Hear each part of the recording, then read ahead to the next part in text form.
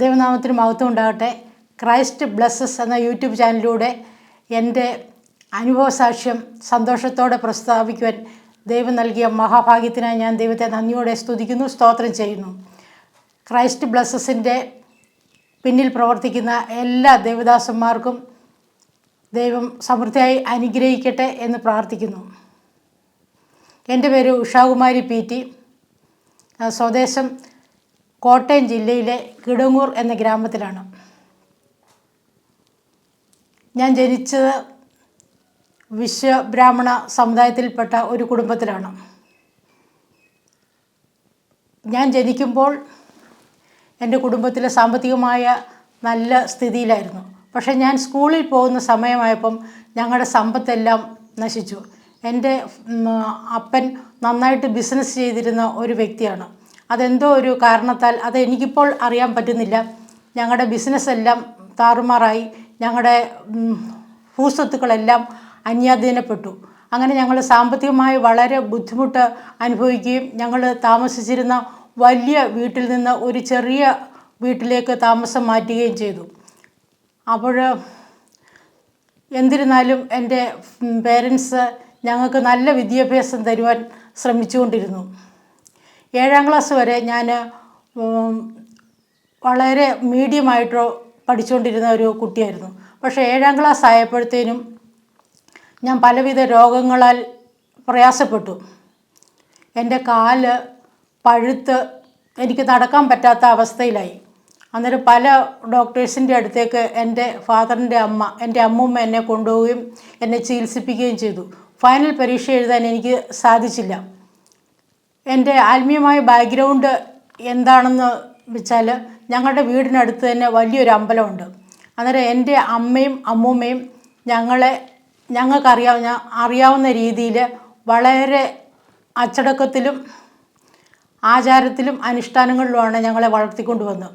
എന്നും രാവിലെ എഴുന്നേറ്റ് വീടിനടുത്തുള്ള മീനച്ചിലാറ്റിൽ കുളിക്കുകയും ആ ഈറിനോടുകൂടി അമ്പലത്തിൽ പോയി തൊഴുകയും തിരിച്ചു വരികയും ചെയ്തു. വളരെ നിഷ്ഠയോടുകൂടിയാണ് എൻ്റെ അമ്മ ഞങ്ങളെ വളർത്തിയത്. രാവിലെ എഴുന്നേറ്റ് കുളിച്ചിട്ട് അല്ലാതെ ഞങ്ങൾക്ക് ഭക്ഷണം തരത്തില്ലായിരുന്നു. ഈ ഒരു ദൈവത്തെ മാത്രമാണ് ഞങ്ങൾക്ക് അറിയാൻ വരുന്നത്. വേറൊരു ദൈവത്തെപ്പറ്റി ഞങ്ങൾക്ക് അറിയാനേ പാടില്ലായിരുന്നു. ഞങ്ങളുടെ ചുറ്റുവട്ടത്തുള്ളവരും എല്ലാവരും ഹിന്ദുക്കളായിരുന്നു. ആ ക്ഷേത്രവും ആ വീടും എൻ്റെ സ്കൂളും എൻ്റെ കൂട്ടുകാരും മാത്രമായിരുന്നു എൻ്റെ ലോകം. ജീസസിനെ പറ്റി ഒരിക്കലും അറിയാൻ പറ്റാത്ത ഒരു ചുറ്റുപാടിലായിരുന്നു ഞാൻ ജീവിച്ചിരുന്നത്. കിടങ്ങൂർ NSS സ്കൂളിലാണ് ഞാൻ പഠിച്ചിരുന്നത്. അവിടെയും എനിക്ക് യേശുവിനെ പറ്റി പറഞ്ഞു തരാനായിട്ടുള്ള ഒരു കൂട്ടുകാരിയോ ആരും ഇല്ലായിരുന്നു. അങ്ങനെ എൻ്റെ 7ാം ക്ലാസ്സിൽ ഞാൻ പറഞ്ഞില്ല, എൻ്റെ 7ാം ക്ലാസ്സിൽ എനിക്ക് പരീക്ഷ എഴുതാൻ പറ്റിയതേ ഇല്ല. അങ്ങനെ ഞാൻ 7ാം ക്ലാസ്സിൽ തോറ്റുപോയി. അന്നേരം അതെനിക്ക് വളരെ സങ്കടമായി. എൻ്റെ കൂട്ടുകാരെല്ലാം 8ാം ക്ലാസ്സിലോട്ട് കയറി. ഇനി എൻ്റെ ജൂനിയേഴ്സിൻ്റെ കൂടെ വേണം ഞാൻ പഠിക്കാൻ. പക്ഷേ അത് ദൈവം എനിക്ക് അനുഗ്രഹമാക്കി തീർത്തു. അന്നു മുതൽ ഞാൻ നന്നായിട്ട് പഠിക്കാൻ തുടങ്ങി. സ്കൂളിലെ 2nd റാങ്കോടുകൂടി ഞാൻ SLC പാസ്സായി. പാലാ അൽഫോൻസ കോളേജിൽ ഞാൻ പ്രീ ഡിഗ്രിക്ക് ചേർന്നു. എൻ്റെ ആഗ്രഹമായിരുന്നു എനിക്ക് എൻജിനീയർ ആവണം എന്നുള്ളത് എൻ്റെ ഒരു ആഗ്രഹമായിരുന്നു. എൻ്റെ പിതാവ് എൻ്റെ ആഗ്രഹം സാധിപ്പിച്ചു, എന്നെ എൻജിനീയറിങ്ങിന് ചേർത്തു. പക്ഷേ അവിടെ വെച്ചൊക്കെയും ഞാൻ എൻ്റെ ആചാരത്തിലും അനുഷ്ഠാനത്തിലും അടിയുറച്ച് വിശ്വസിച്ച് പോന്നു. രാവിലെ എഴുന്നേൽക്കുക, കുളിക്കുക, അമ്പലത്തിൽ പോവുക.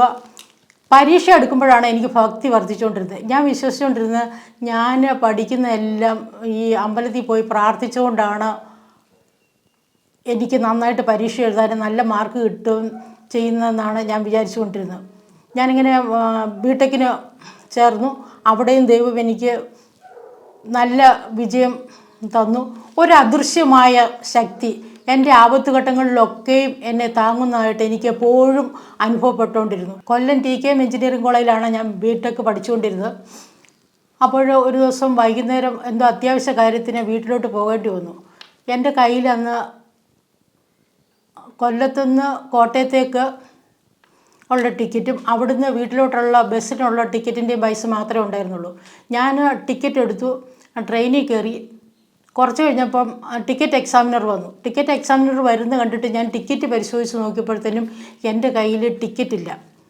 ഞാൻ എല്ലായിടത്തും പരിശോധിച്ച് നോക്കി, ടിക്കറ്റ് കാണുന്നില്ല. അന്നേരം എനിക്ക് മനസ്സിലായി ഇത് എൻ്റെ കയ്യിൽ നിന്ന് എവിടെയോ വീണ് പോയിട്ടുള്ളതാണെന്ന്. അന്നേരം ഞാൻ വിചാരിച്ചു, ദൈവം ഈ എക്സാമിനർ വന്നാൽ ഞാൻ എന്ത് ചെയ്യും? ഞാൻ ശരിക്കും ടിക്കറ്റ് എടുത്തിട്ടുള്ളതാണ്. അന്നേരം ഞാൻ മനസ്സിൽ വിചാരിച്ചുകൊണ്ടിരുന്നു, ഇദ്ദേഹം വരുമ്പോഴത്തേനും അദ്ദേഹത്തിനോട് സത്യാവസ്ഥ പറയാം എന്ന് പറഞ്ഞ് ഞാൻ സമാധാനത്തോടെ ഇരുന്നു. പക്ഷേ അത്ഭുതം എന്ന് പറയട്ടെ, ഇദ്ദേഹം എൻ്റെ അടുത്ത് രണ്ട് വശത്തും ഇരുന്ന ആൾക്കാരുടെ അടുത്ത് ടിക്കറ്റ് ചോദിച്ചു, എന്നോട് മാത്രം ടിക്കറ്റ് ചോദിച്ചില്ല. അങ്ങനെ പല അത്ഭുതങ്ങളും എൻ്റെ ജീവിതത്തിൽ എന്നെ രക്ഷിക്കുന്നതായിട്ട്, ഒരു അദൃശ്യ ശക്തി എന്നെ രക്ഷിക്കുന്നതായിട്ട് എനിക്ക് അനുഭവപ്പെട്ടിട്ടുണ്ട്. അതുപോലെ തന്നെയാണ് ഞാൻ ഫസ്റ്റ് ഇയർ ബിടെക് ചേർന്നപ്പോഴത്തേനും അതിൽ ഒരു വിഷയം എല്ലാവർക്കും ഭയങ്കര പാടാണ്. അന്ന് എക്സാമിനേഷനും എല്ലാവർക്കും ഭയങ്കര പാടാണ്. അന്നേരം എല്ലാവരും വിചാരിച്ചു എല്ലാവരും ആ വിഷയത്തിന് പോകുമായിരിക്കും എന്ന് വിചാരിച്ചു. പക്ഷേ ആ എല്ലാ വിഷയങ്ങൾക്കും ജയിച്ച ഒരേ ഒരു കുട്ടി അന്ന് ഞാൻ മാത്രമായിരുന്നു. അമ്മയുടെ ഉദരത്തിൽ ഉരുവാകുന്നതിന് മുമ്പേ ഞാൻ നിന്നെ കണ്ടിരിക്കുന്നു എന്ന് പറഞ്ഞ പോലെ ദൈവത്തിൻ്റെ അദൃശ്യകരം എപ്പോഴും എൻ്റെ കൂടെ ഉണ്ടായിരുന്നുകൊണ്ടാണല്ലോ ഞാനന്ന് അതൊക്കെ രക്ഷപ്പെട്ടതെന്ന് ഞാനിപ്പോൾ ഓർക്കുന്നു. അങ്ങനെ ഞങ്ങളുടെ ബിടെക് പഠനം കഴിഞ്ഞു.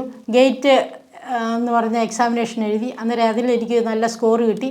ഞാൻ Thiruvananthapuram CET college of engineering ട്രിവാൻഡ്രത്തിൽ ഞാൻ എൻ്റെ MTechന് ചേർന്നു.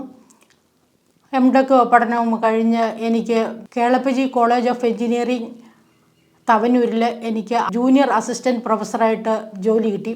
അപ്പോൾ എൻ്റെ വിവാഹം കഴിഞ്ഞിരുന്നു. വിവാഹത്തിൻ്റെ കാര്യം പറയുകയാണെങ്കിൽ, ഞാൻ ബിടെക് പഠിച്ചുകൊണ്ടിരുന്നപ്പോൾ എനിക്ക് പരിചയപ്പെടാനിടയായ കത്തോലിക്കനായിട്ടുള്ള ഒരാളാണ് എന്നെ വിവാഹം കഴിച്ചത്. അന്നേരം അദ്ദേഹത്തിൻ്റെ അമ്മയും ഞാനും അദ്ദേഹവും തിരുവനന്തപുരത്ത് താമസിച്ചുകൊണ്ടിരുന്നപ്പോഴാണ് എനിക്ക് തവനൂർ ജോലി കിട്ടിയത്. അന്നേരം വീക്കെൻഡിൽ ഞാൻ എപ്പോഴും തിരുവനന്തപുരത്തേക്ക് വരും. അമ്മയും ഹസ്ബൻഡും പാളയം കത്തോലിക്ക പള്ളിയിൽ പോകുമായിരുന്നു. അന്നേരം എനിക്ക് വിശ്വാസമൊന്നും ഉണ്ടായിട്ടല്ല, ഹസ്ബൻഡ് കൂടെ അത്രയും നേരം ഇരിക്കുമല്ലോ. പിന്നെ ഒരു കാര്യം കൂടി ഉണ്ട്, അന്ന് ചെറുപ്പമല്ലേ, അവിടെയാണല്ലോ ഏറ്റവും കൂടുതൽ ഫാഷനബിളായിട്ടുള്ള ലേഡീസ് വരുന്നത്. അന്നേരം അവരുടെ ഫാഷൻ ഡ്രസ്സസൊക്കെ കാണാം എന്നുള്ള എൻജോയ് ചെയ്യാനായിട്ടാണ് ഞാൻ പോയിക്കൊണ്ടിരുന്നത്, അല്ലാതെ ഭക്തി കൊണ്ടൊന്നുമല്ല. അങ്ങനെ ഞങ്ങളുടെ ജീവിതം മുന്നോട്ട് പോയിക്കൊണ്ടിരുന്നു. ഒരു ദിവസം ആ പള്ളിയിൽ പോയപ്പോഴത്തേനും കത്തോലിക്ക ഒരു കൺവെൻഷൻ ഉണ്ടെന്ന് പറഞ്ഞു. അന്നേരം ഞങ്ങൾ 3 പേരും കൂടെ അന്ന് വീട്ടിൽ വന്നപ്പോഴത്തേനും ഞങ്ങൾ പറഞ്ഞു, നമുക്ക് ഏതായാലും നാളെ ആ കൺവെൻഷന് പോകാമെന്ന് പറഞ്ഞു. അന്നേരം ഹസ്ബൻഡ് പറഞ്ഞു, അദ്ദേഹത്തിന് ഒരു നാടകമുണ്ട്, അത് കാണാൻ പോകണമെന്ന് പറഞ്ഞു. അമ്മയും വേറെ എന്തോ കാര്യം പറഞ്ഞു. അന്നേരം ഞാൻ പറഞ്ഞു, എന്തായാലും കൺവെൻഷനല്ലേ, നമുക്ക് എന്താ അവിടെ നടക്കുന്നതെന്ന് അറിയാനായിട്ട് പോകാമെന്ന് പറഞ്ഞു. ശരിക്കും അന്ന് അവിടെ പോയത് എൻ്റെ ജീവിതത്തിൽ യേശുവിനെ കണ്ടെത്താനായിട്ട് ഒരു മുഖാന്തരമായി. ഞാൻ ഭക്തി കൊണ്ടൊന്നുമല്ല പോയത്, ഇവിടെ എന്താണെന്ന് അറിയാൻ വേണ്ടിയിട്ട് ഒരു നിരീക്ഷണ പാഠവത്തോടെ ഇവരൊക്കെ എന്താണ് ഈ കൺവെൻഷൻ എന്നൊക്കെ പറഞ്ഞ് എത്ര പേര് വരും, എന്താണ് അവിടെ നടക്കുന്നത് എന്നറിയാൻ വേണ്ടിയിട്ട് വളരെ കൗതുകത്തോടെ അവിടെ കടന്നുപോയി. ഞങ്ങൾ 3 പേരുമുണ്ട്. ഒന്നാമത്തെ ദിവസം ഒന്നും സംഭവിച്ചില്ല, രണ്ടാമത്തെ ദിവസം ഒന്നും സംഭവിച്ചില്ല, മൂന്നാമത്തെ ദിവസം ഒന്നും സംഭവിച്ചില്ല. ഞാൻ അവിടെ വചനങ്ങളൊക്കെ പറയുമ്പോഴത്തേനും ഞാൻ എല്ലാവരെയും നോക്കുകയാണ്, അവരൊക്കെ എന്താ ചെയ്യുന്നത്, ഇവരുടെയൊക്കെ ആക്ഷൻസ് എന്തൊക്കെയാണ് എന്നൊക്കെ നോക്കിക്കൊണ്ടിരുന്നു. പക്ഷെ 4ാമത്തെ ദിവസം ഞാൻ വചനം പറഞ്ഞപ്പോൾ ഞാൻ കണ്ണടച്ചിരുന്നപ്പോഴത്തേനും പരിശുദ്ധാത്മാവിൻ്റെ വലിയൊരു അഭിഷേകം എന്നിലുണ്ടാവുകയും ഒരു ഭാരം ഇല്ലാത്തൊരവസ്ഥയിൽ ഞാനാവുകയും ഞാൻ വായെടുത്ത് യേശുവേ സ്തോത്രം, യേശുവേ നന്ദി, യേശുവേ സ്തോത്രം എന്ന് പറയാനിടയായി. പിന്നെ ഞാൻ ഒരിക്കലും എൻ്റെ പഴയ വിശ്വാസത്തിലോട്ടോ ആചാര അനുഷ്ഠാനങ്ങളിലേക്കോ തിരിഞ്ഞു നോക്കിയിട്ടില്ല. അതിനെപ്പറ്റി ഒരു വേവലാതിയും എനിക്കുണ്ടായിട്ടില്ല. പിന്നെ ഞങ്ങൾ വീട്ടിൽ വന്നു. പിറ്റേ ദിവസമാണ് എൻ്റെ ഹസ്ബൻഡിന് ഇങ്ങനത്തെ തന്നെ അനുഭവം ഉണ്ടാവും. അദ്ദേഹം യേശുവിനെ തൻ്റെ രക്ഷിതാവായിട്ട് സ്വീകരിക്കുകയും ചെയ്ത്. ഞങ്ങൾ പിന്നീട് വന്ന് ബൈബിൾ വായിക്കാൻ തുടങ്ങി. അന്നേരം വചനത്തിൻ്റെ സത്യങ്ങളൊക്കെ ഞങ്ങൾ മനസ്സിലാക്കാൻ തുടങ്ങി. അങ്ങനെ യാദൃച്ഛികമായിട്ട് ഒരു ദിവസം ഹസ്ബൻഡിൻ്റെ ഒരു റിലേറ്റീവിനെ കാണാൻ വേണ്ടിയിട്ട് ഞങ്ങൾ വലിയതുറ എന്ന് പറയുന്ന സ്ഥലത്തേക്ക് കടന്നുപോയി. അന്നൊരു ഞായറാഴ്ചയായിരുന്നു. അവിടെ ചെന്ന് ആ അങ്കിളിനെ അന്വേഷിച്ചപ്പം അങ്കിളിൻ്റെ ഭാര്യ പറഞ്ഞു, അങ്കിള് ഒരു പ്രാർത്ഥനാ കൂട്ടായ്മയിലേക്ക് പോയിരിക്കുവാണെന്ന് പറഞ്ഞു. അന്നേരം ആ വഴി ഞങ്ങൾക്ക് പറഞ്ഞു തന്നു. ഞങ്ങൾ കടന്നു പോയപ്പോൾ അത് ഭയങ്കരമായിട്ട് പ്രാർത്ഥന നടന്നുകൊണ്ടിരിക്കുകയാണ്. ഞങ്ങൾ അവിടെ കയറിയിരുന്നപ്പോഴത്തേനും അവരുടെ ആ സ്നേഹവും സഹോദരിമാരെ എനിക്ക് ബൈബിൾ കാണിച്ചു തരികയും അവർ ആ വചനങ്ങളുടെ ഒക്കെ ഇത് റെഫറൻസൊക്കെ എടുക്കാൻ എന്നെ സഹായിക്കുകയും ചെയ്തു. ഞങ്ങളവിടെ കയറിയിരുന്നപ്പോഴത്തേനും ആ ദേവദാസൻ പറയുന്നത് ഞങ്ങളുടെ ജീവിതത്തിനെ പറ്റിയാണ്. ഞങ്ങളോടാണ് ആ വചനം സംസാരിച്ചു കൊണ്ടിരുന്നത്. അങ്ങനെ ഞങ്ങൾ ആ പ്രാർത്ഥന കഴിയുന്നോടം വരെ അവിടെ ഇരുന്നു. അങ്കിള് ആ പാസ്റ്ററുമായിട്ട് ഞങ്ങളെ പരിചയപ്പെടുത്തി. ആ പാസ്റ്റർ ഞങ്ങൾക്ക് വേണ്ടുന്ന ദൈവിക ഉപദേശങ്ങൾ തന്നു. ഞങ്ങൾ അദ്ദേഹത്തിൻ്റെ അടുത്ത് പോയി പഠിക്കുകയും അദ്ദേഹം ഞങ്ങളെ പഠിപ്പിക്കുകയും ചെയ്തു. അങ്ങനെയാണ് സ്നാനത്തെ പറ്റിയൊക്കെ അറിയാനിടയായതും. കത്തോലിക്ക വിശ്വാസവും പെന്തക്കോസ് വിശ്വാസവും തമ്മിലുള്ള വ്യത്യാസം എന്താണെന്ന് ഞങ്ങൾ നന്നായിട്ട് പഠിച്ചു. അന്നേരം ബൈബിളുമായിട്ട് ഏറെ താതാത്മ്യം പ്രാപിച്ച് ഏറെ അനുരൂപമായിട്ട് പോകുന്ന ഒരു വിശ്വാസ സമൂഹം പെന്തക്കോസാണെന്ന് ഞങ്ങൾ മനസ്സിലാക്കി. അങ്ങനെ ഞങ്ങൾ ഏപ്രിൽ 1-ാം തീയതി ഞങ്ങൾ സ്നാനപ്പെട്ടു.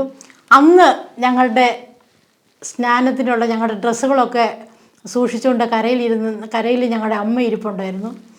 അമ്മ 10-12 വർഷങ്ങൾക്ക് ശേഷമാണ് സ്നാനപ്പെട്ടത്. അനുഗ്രഹിക്കപ്പെട്ട ക്രിസ്തീയ ജീവിതം നയിച്ച് 2016 കർത്താവിനോട് ചേരുവാനിടയായി. അങ്ങനെ ഞാൻ അഗ്രികൾച്ചർ എഞ്ചിനീയറിംഗ് കോളേജിൽ പഠിപ്പിച്ചുകൊണ്ടിരിക്കുകയാണെന്ന് പറഞ്ഞല്ലോ. ഞങ്ങൾക്ക് സ്വന്തമായൊരു വീടില്ല. സാമ്പത്തികമായിട്ടുള്ള ബുദ്ധിമുട്ടുകൾ ഞെരുക്കങ്ങൾ സ്വല്പമെങ്കിലും ഉണ്ട്. എനിക്ക് അപ്പോയിൻമെൻറ്റ് കിട്ടിയിരിക്കുന്നത് 7 മാസത്തേനാണ്. അന്നേരം ഞാൻ പ്രാർത്ഥിച്ചുകൊണ്ടിരിക്കുന്നത് ദൈവമേ ഈ കാലാവധി കഴിയുമ്പം എനിക്ക് പെർമനൻ്റ് ആയിട്ടുള്ള ഒരു ജോലി തരണമേ എന്ന് പ്രാർത്ഥിച്ചുകൊണ്ടിരുന്നു. അന്നും ഈ എല്ലാ ജോലിക്ക് ഉള്ള സാധ്യതകൾ വളരെ കുറവാണ്. അന്ന് ഞാൻ തവനൂരായിരിക്കുമ്പം ഒരു ദേവദാസൻ ഞങ്ങളുടെ വീട്ടിൽ വന്നു. അന്നേരം അദ്ദേഹം പ്രവചനാത്മാവിലൂടെ പറഞ്ഞു, നിനക്ക് ഇവിടുത്തെ മോൾക്ക് ടെലഗ്രാമിലൂടെ അപ്പോയിൻമെൻറ്റ് ഓർഡർ കിട്ടുമെന്ന് പറഞ്ഞു. അന്നേരം ഞങ്ങൾക്ക് അത് അത്രയങ്ങ് വിശ്വാസമായില്ല. ഇപ്പം നമുക്കറിയാമല്ലോ, നമ്മൾ ഒരു ജോലിക്ക് അപ്ലൈ ചെയ്യണമെങ്കിൽ നമ്മൾ ആപ്ലിക്കേഷൻ ഫോം പോയി വാങ്ങിച്ചുകൊണ്ട് വന്ന് പൂരിപ്പിച്ച് അയക്കണം. പക്ഷേ ദൈവം എനിക്കൊരു ജോലി തരാം എന്ന് ഉദ്ദേശിച്ചപ്പോൾ ആപ്ലിക്കേഷൻ എന്നെ തേടി ഇങ്ങോട്ട് തന്നെ വന്നു. ഒരു കവറിനകത്ത് ഒരു ആപ്ലിക്കേഷൻ ഫോം ഇങ്ങോട്ട് വരികയാണ് ചെയ്തത്. ഞാനത് പൂരിപ്പിച്ച് കൊടുക്കണം. അങ്ങനെ പൂരിപ്പിച്ച് കൊടുത്തു. ടെൽക്കിലോട്ടുള്ള ആപ്ലിക്കേഷനായിരുന്നു ഇത്. അവിടുത്തെ ഇൻ്റർവ്യൂ, ഗ്രൂപ്പ് ഡിസ്കഷൻ, ആദ്യമേ ടെസ്റ്റ്, പിന്നെ ഗ്രൂപ്പ് ഡിസ്കഷൻ, ഇൻ്റർവ്യൂ എല്ലാം കഴിഞ്ഞു. ഞാൻ സെലക്റ്റഡായി. വളരെ അനുഗ്രഹിക്കപ്പെട്ട ആ കമ്പനിയിൽ എനിക്ക് അപ്പോയിൻമെൻറ്റ് ലഭിച്ചു. അന്നത്തെ പ്രവാചകൻ തന്നെ പറഞ്ഞിരുന്നു, വടക്കോട്ടുള്ളൊരു പട്ടണത്തിൽ ഞാൻ നിന്നെ സ്ഥിരമാക്കാൻ പോകുന്നെന്ന് പറഞ്ഞു. അങ്ങനെ ഈ അങ്കമാലി പട്ടണത്തിൽ ദൈവം ഞങ്ങളെ സ്ഥിരമാക്കി. വേറെ പല ഓഫറുകളും വന്നിരുന്നു. പക്ഷേ ദൈവത്തിൻ്റെ ഈ വാഗ്ദത്തത്തിൽ ഞങ്ങൾ ഉറച്ചു നിന്നു. വേറെ ഒരിടത്തേക്ക് ഞങ്ങൾ നീങ്ങിപ്പോയില്ല. ഞങ്ങളാക്കിയിരിക്കുന്ന സ്ഥലത്ത് ദൈവത്തിൻ്റെ വേല ചെയ്യുവാൻ ഞങ്ങളെ ദൈവം അനുഗ്രഹിച്ചുകൊണ്ടിരുന്നു. അങ്ങനെ ഇരിക്കുമ്പോൾ ഞങ്ങൾക്ക് കുഞ്ഞുങ്ങളുണ്ടാകാൻ ഞങ്ങൾ പ്രാർത്ഥിച്ചുകൊണ്ടിരുന്നു. പലരും ഞങ്ങളെ ഉപദേശിച്ചു, പോയി മെഡിക്കൽ ടെസ്റ്റൊക്കെ ചെയ്യണമെന്ന് പറഞ്ഞു. പക്ഷേ ഞങ്ങൾ ഉറച്ചു വിശ്വസിച്ചു, ദൈവത്തിൻ്റെ സമയം നല്ല സമയം. God's time is the best time. അതിൽ താമസിക്കുന്നതിൽ ദൈവത്തിന് എന്തെങ്കിലും ഉദ്ദേശമുണ്ടെന്ന് ഞങ്ങൾ വിചാരിച്ചു, പ്രാർത്ഥിച്ചുകൊണ്ടിരുന്നു. അത് ഞങ്ങൾ വിശ്വസിച്ച പോലെ തന്നെയാണ്. ഞാൻ ടെൽക്കിൽ കയറുമ്പോൾ ഞങ്ങൾക്ക് 1 വർഷത്തെ ട്രെയിനിങ്ങാണ്. അന്ന് മെഡിക്കൽ ഫെസിലിറ്റീസ് ഒന്നും അവർ തരത്തില്ല. അന്നേരം ഒരു കൺസോൾട്ടേറ്റഡ് എമൗണ്ടാണ് ഞങ്ങൾക്ക് സാലറി ആയിട്ട് തരുന്നത്. സാലറി ആയിട്ടല്ല, ഒരു നിശ്ചിത എമൗണ്ട് ഇങ്ങ് തരും. വേറെ ഫെസിലിറ്റീസ് ഒന്നുമില്ല. ദൈവത്തിന് അതറിയാമായിരുന്നല്ലോ. അന്നേരം എൻ്റെ ട്രെയിനിങ് കഴിഞ്ഞ സമയത്ത് ഞങ്ങളൊരു ഭവനത്തിലേക്ക് ഒരു പ്രാർത്ഥനയ്ക്ക് വേണ്ടിയിട്ട് കടന്നുപോയി. അന്നേരം ആ പ്രാർത്ഥനാ കൂട്ടത്തിലുണ്ടായിരുന്ന 12 വയസ്സുള്ളൊരു പെൺകുട്ടി പ്രവചനാത്മാവിലിങ്ങനെ പറഞ്ഞു, നിനക്ക് അനുഗ്രഹിക്കപ്പെട്ട സന്താനത്തെ തരാൻ ദൈവം സർവശക്തൻ തരാൻ പോകുന്നു എന്ന് പറയാനിടയായി. ഞങ്ങളത് കേട്ട് വിശ്വസിച്ച് പ്രാർത്ഥിച്ചു. ദൈവം അനുഗ്രഹിക്കപ്പെട്ടൊരു കുഞ്ഞിനെ ഞങ്ങൾക്ക് തന്നു. അത് പ്രഗ്നൻ്റ് ആയിരുന്നപ്പോഴത്തേനും ഞങ്ങൾ സ്കാൻ ചെയ്തപ്പോഴത്തേനും അന്ന് അറിയാൻ കഴിഞ്ഞത് അത് പെൺകുട്ടിയാണെന്നാണ്. പക്ഷെ ഞാൻ വീട്ടിൽ വന്ന് കരഞ്ഞു. എന്ന് പറഞ്ഞാൽ ഞങ്ങളുടെ വീട്ടിൽ ഞങ്ങൾ 4 പെൺകുട്ടികളും 2 ആൺകുട്ടികളുമാണ്. എൻ്റെ പിതാവിന് ആൺകുട്ടികളോടൊരു പ്രത്യേക സ്നേഹമുണ്ട്. അന്നേരം ഞാൻ ഒരു ആൺകുട്ടി എനിക്കുണ്ടാകുന്നെങ്കിൽ എൻ്റെ പിതാവിന് വളരെ സന്തോഷമാകുമല്ലോ എന്ന് പറഞ്ഞ് ഞാൻ ദൈവത്തോട് പറഞ്ഞു, ദൈവമേ ഇതൊരു ആൺകുട്ടിയായിരിക്കണമേ എന്ന് പറഞ്ഞ് ഞാൻ ഉപവസിച്ച് ദൈവസന്നിധിയിൽ കരഞ്ഞു. പ്രസവിച്ച് വന്നപ്പോഴത്തേനും അവൻ ഒരു ആൺകുട്ടിയാണ്.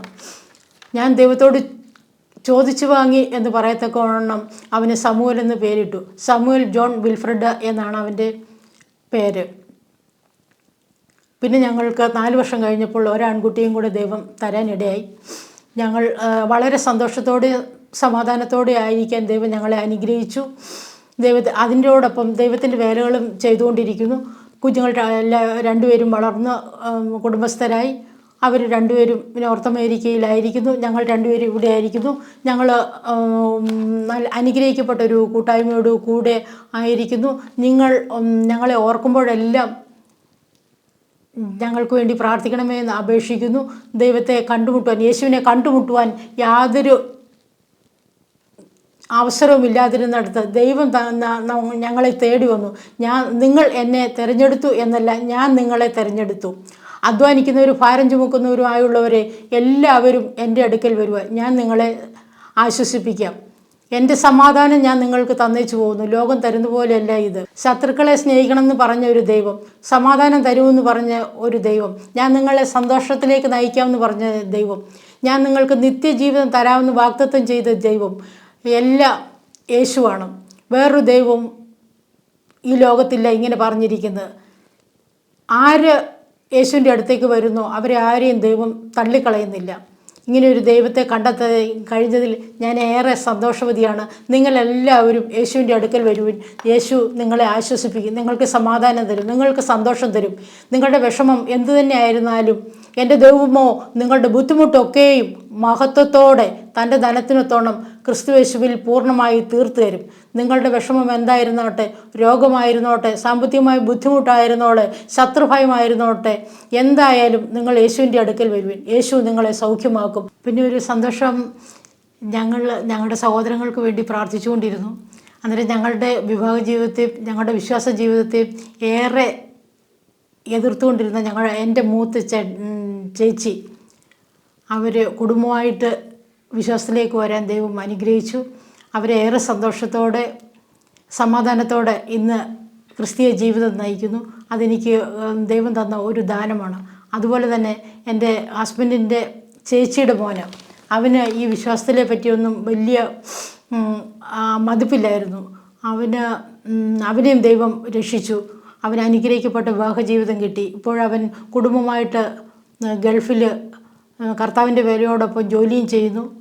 അങ്ങനെ അനുഗ്രഹിക്കപ്പെട്ടൊരു കുടുംബജീവിതം അവന് കിട്ടി. അവന് സന്തോഷത്തോടെ ആയിരിക്കുന്നു. ഈ സത്യവേദ പുസ്തകം എടുത്തുകൊണ്ട് നടക്കുവാനും ദൈവത്തിൻ്റെ സുവിശേഷം അനേകരെ അറിയിക്കുവാനും